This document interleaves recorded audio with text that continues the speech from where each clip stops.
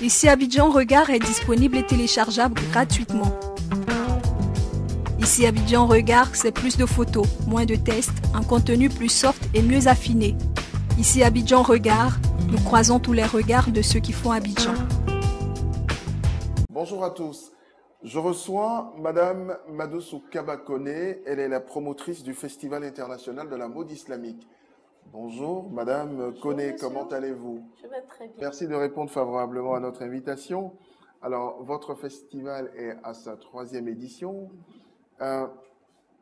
Qu'est-ce qui fait la spécificité de la mode islamique? La spécificité de cette mode, c'est la décence. La décence sur le plan vestimentaire.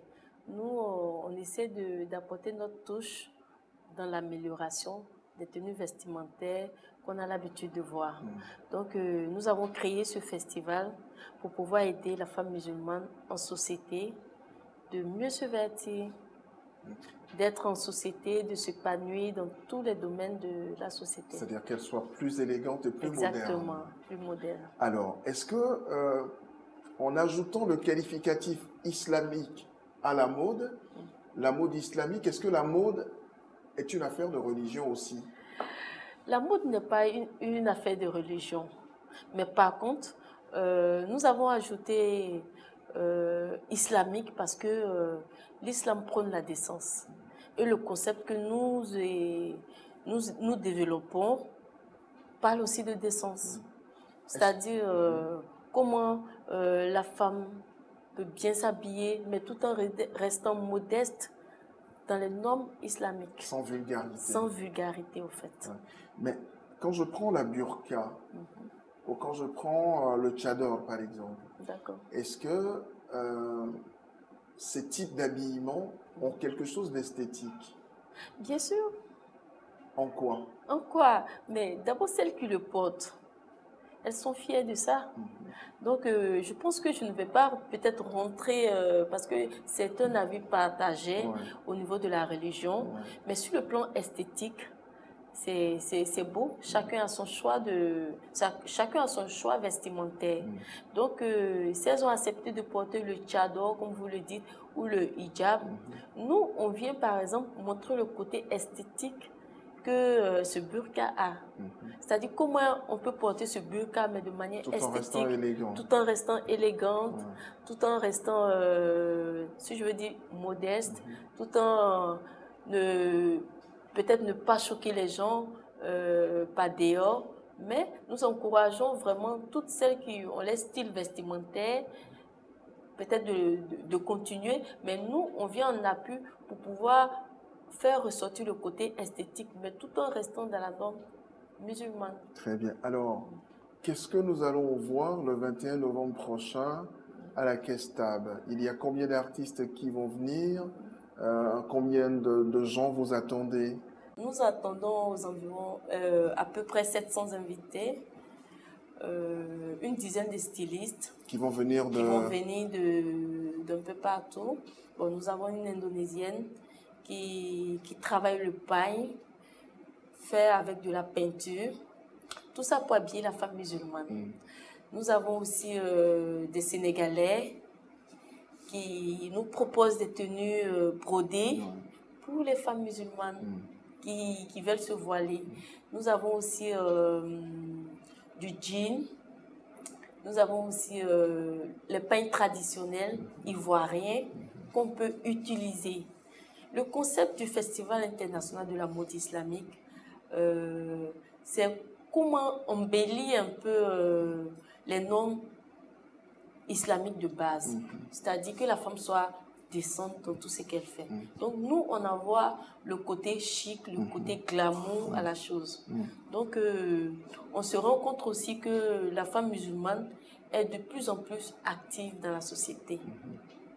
Donc comment elle pourra vraiment affronter cette société par rapport avec son voile et avec peut-être la stigmatisation qu'elle a par rapport au voile. Donc vous vous dites que c'est peut-être une façon à vous de décomplexer la femme musulmane. La femme musulmane. Ouais.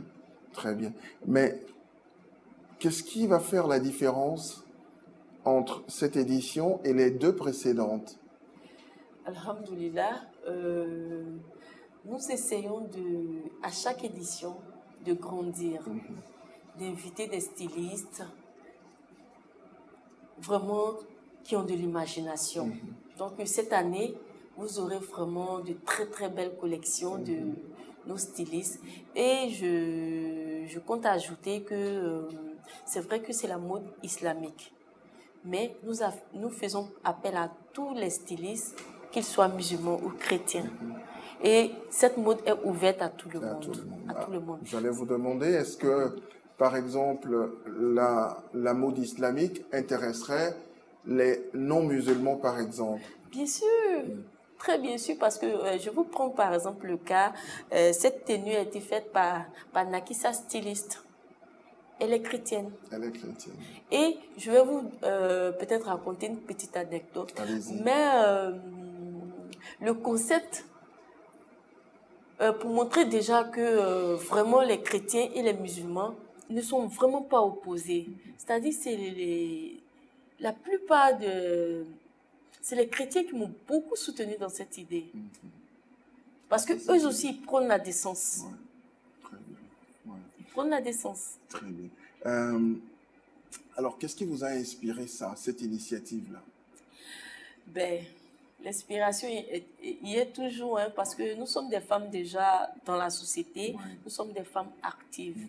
Donc, c'est pas facile de s'intégrer dans la société avec le voile.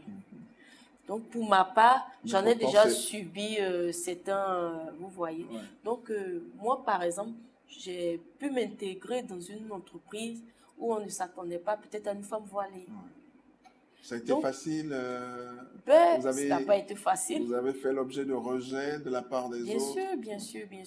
Donc, le concept vient pour contourner la stigmatisation et accepter la femme musulmane voilée. Comme elle est. Voilà, c'est-à-dire non pas par son apparence, mais par ce qu'elle a dans sa tête. Voilà, par qui elle est. Voilà, par sa capacité, par son expérience et pour son savoir-faire. Donc, c'est un peu mon combat. Très bien, c'est un combat noble. Oui. Mais est-ce que vous avez l'impression, vous êtes dans la mode, est-ce que vous avez l'impression qu'aujourd'hui, la mode ivoirienne se porte beaucoup mieux que par le passé, qu'il y a quelques années? Parce qu'on parle aujourd'hui d'une relance économique. Est-ce que ça se voit également dans la mode? Bien sûr que ça se voit. Nos stylistes ivoiriens, je prends le cas de la Côte d'Ivoire, ils ont de l'imagination et ils ont des talents incroyables. Ouais. Donc, je peux dire que la mode ivoirienne avance. Et vraiment, je vous prends le cas du Festival international de la mode islamique. C'est une innovation qui donne un plus à la mode africaine, à la mode internationale. Donc, je pense que la mode est en train de prendre de... Et quand vous avez initié cela, comment les couturiers, vous venez, vous appartenez au monde de la finance, mais voilà, vous êtes passionné par la mode. Mais comment les spécialistes de la mode ici ont pris votre initiative? Est-ce qu'ils ne se sont pas dit, qu'est-ce qu'elle vient chercher ici? Elle n'est pas styliste, voilà, elle n'appartient pas à notre univers, mais qu'est-ce qu'elle vient chercher? Et comment est-ce qu'ils ont pris ça? Mais vous voyez, à un moment de la vie, on a toujours besoin de se faire voir sur le plan vestimentaire et puis de s'affirmer en société. Par la grâce de Dieu, tous les stylistes qui participent au festival, qu'ils soient musulmans, non musulmans, ils adhèrent carrément au concept. Donc, si vous voyez au festival de la mode islamique, il y a plusieurs chrétiens qui participent, qui sont fiers de présenter des collections pour les femmes musulmanes. Donc, vraiment, c'est une fierté pour nous parce qu'on se rend compte que tout le monde adhère au concept. Et on est beaucoup soutenu par les chrétiens, par les non-musulmans, par les musulmans, etc. Voilà, vous l'avez dit tout à l'heure, mais est-ce qu'il est plus aisé d'habiller un homme qu'une femme quand on fait de la mode islamique? Mais bon, je pense que les hommes, il n'y a pas trop de spécificité à leur niveau. Par contre, la femme musulmane, nous avons besoin d'élégance, on a besoin de varier les coupes. Voilà, de variété. On a besoin aussi, c'est nous, on se présente en société, c'est nous, on va plus dans les galas. Et on s'est rendu compte que la femme musulmane, elle est beaucoup active maintenant. Donc, on a dû réfléchir comment vraiment l'amener à s'intégrer dans le système social. Donc, c'est tout ça l'idée du Festival international. Donc, il est plus aisé d'habiller les hommes que les femmes quand on parle de la mode islamique. Non. C'est beaucoup plus simple. Ouais, c'est ça. Et là, vous me disiez tout à l'heure que vous attendiez un peu plus de 700 personnes. 700 personnes. Et les années précédentes, est-ce qu'il y a eu du monde? Est-ce qu'il y a eu beaucoup d'engouement quand vous lanciez ce projet? Effectivement, si je veux dire par la grâce de Dieu, il y a eu de l'engouement incommensurable autour du festival. Parce que quand les gens attendent le Festival international de la mode islamique, ils sont intrigués, mais même ils ont envie de voir, mais attends, Festival international, voilà, à quoi ça ressemble? Il y a un côté curieux. Et en même temps, il y a le côté culturel aussi que ça ressort. Donc les gens sont vraiment intéressés par cette mode et Dieu merci quoi. Vous n'avez quand même pas peur que les gens vous taxent de communautarisme? Non. Non. Au fait, c'est le sens culturel que nous, on met en avant.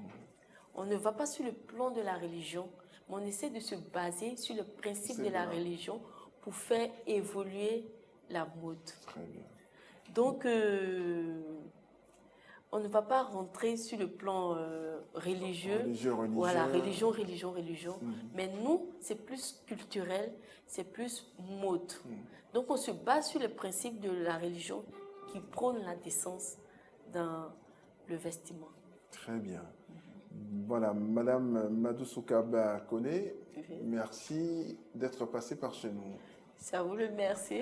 Et nous sommes vraiment ravis et très fiers de pouvoir passer à votre émission pour présenter le Festival international de la mode islamique. Et je dois préciser que c'est le 21 novembre prochain à la Kestab. À quelle heure? Kestab à 19h. À 19h. Merci à vous. Merci. Ici Abidjan Regard est disponible et téléchargeable gratuitement. Ici Abidjan Regard, c'est plus de photos, moins de tests, un contenu plus soft et mieux affiné. Ici Abidjan Regard, nous croisons tous les regards de ceux qui font Abidjan.